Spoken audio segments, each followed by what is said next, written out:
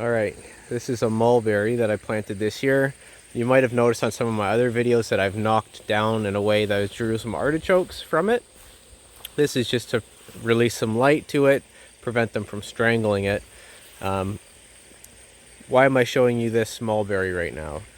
Because it actually is new. It's a new plant and it put on a lot of really green growth.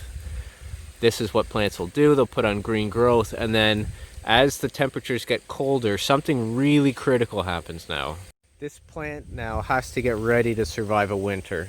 So this green growth is going to slowly, over the next month or so, turn brown and get hard and be very, very temperature resistant. And it'll protect the inside layers of the stem of this tree.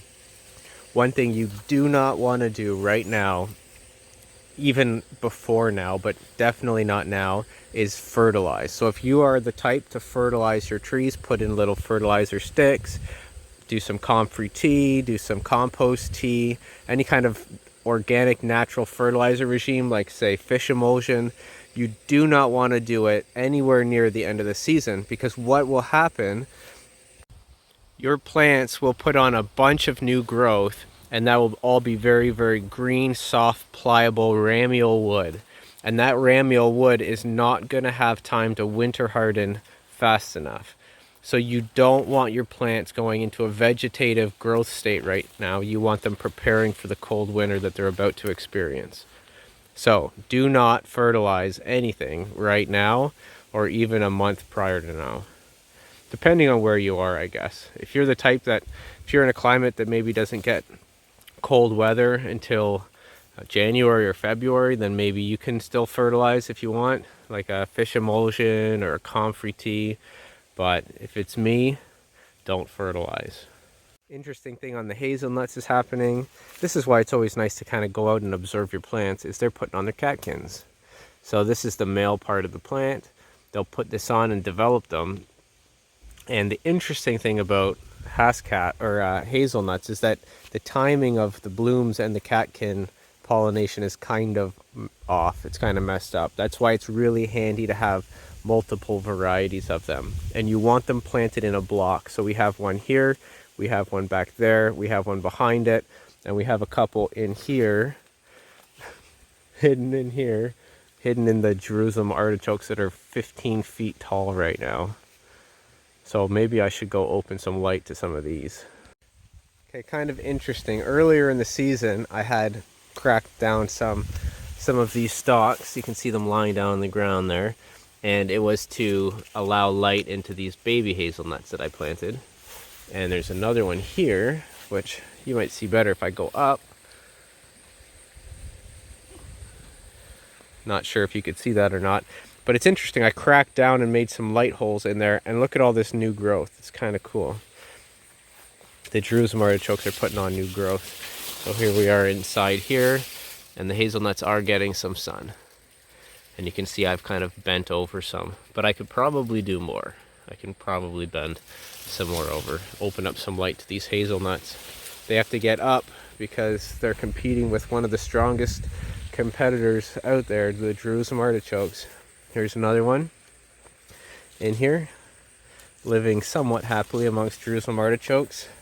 And you can see some of the hyssop has actually crept in and is doing well right in amongst the Jerusalem artichokes as well. So they don't strangle everything out.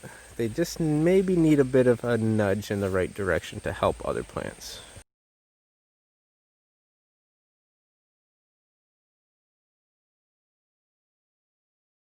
Okay, so puffballs are pretty easy to cook. They're pretty hard to mess up. It's just fry or grill them, coat them in butter or oil, put a little salt and pepper. That's pretty much it. So let's cook up this puffball. Okay, so first thing is, if you see a whole bunch of damage like this, it means that there could be critters that have burrowed into it. This side is pretty good, but you can see that there could be stuff in there. So we're going to cut out a pretty healthy portion of this and only eat what we know is fairly untouched. Okay, and this is a good example. So first slice through and we're getting some yellowing and rotting. So we're going to keep cutting, and we cut a little further in and we're still seeing a little bit, so we're gonna keep cutting and hopefully we can get some of this. So unfortunately something bored pretty much right the way through it. So what we can do is cut out some of this edge, and we can cut some of the edge out and eat that. That looks still fine. Okay, so most important thing about puffballs is that when you cut into them, like when you cut a slice out of them, you should not see any kind of gills. If you see any kind of gills or if you see a weird color, then definitely don't eat them. It could be a death cap or a destroying mushroom, a destroying angel mushroom. So make sure you cut a slice, make sure it's just kind of like a marshmallow texture, just right the whole way through.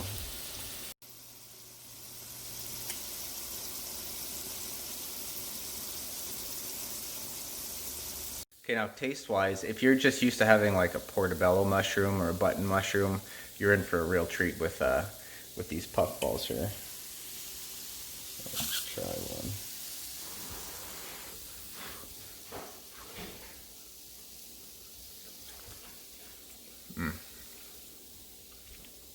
Yeah, oh, it's really good.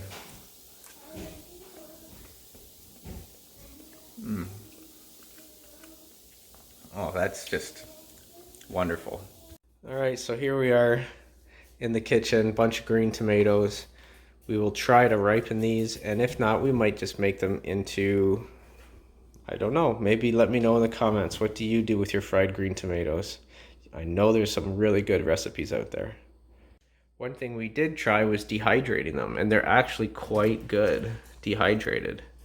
They're very good. They're kind of almost like a nut. They taste nutty. Very good. I'm not even joking. That actually tasted like an all-dressed potato chip. If you've ever had all-dressed potato chips, they got that kind of, I don't know, spiciness. I don't think I've had potato chips in a really long time, actually. So maybe don't take my word for how much it tastes like it. But to me, that tasted like an all-dressed potato chip, but a little bit healthier. Okay, last thing is seed saving. So start saving those seeds right now. Get out walking around in nature if you don't have anything yet. Now is a great time to go around looking for seeds on stuff that you want to propagate in your own house. Always be mindful of invasiveness. Try to plant local native plants because they will have insects that consume them, and that'll boost up the insect population that you depend on so you don't have pests. So it's really good time if you go out and you want to just take photos of plants, walk around nature, go on nature treks and hikes with your kids. Bring your phone, get some plant ID apps like Picture This or PlantNet or Google Lens. Take pictures of stuff, post it to Reddit at What's This Plant subreddit, and go find stuff that you want to eat, want to grow for beauty, want to grow for insect pollination. Go out and collect those seeds. And if you have very nice tomatoes or melons or squash or zucchini, go and collect some of the seed from the strongest plants that did the best this season, because then you're going to develop genetics specifically for your land, for your climate, your weather, you know, the plants that did well under your insect load, your rainfall, everything, your soil chemistry and type, your nutrient load in your soil. The best plants that grew this year will be the best plants that grow next year. So save those seeds and start creating your own land race of plants.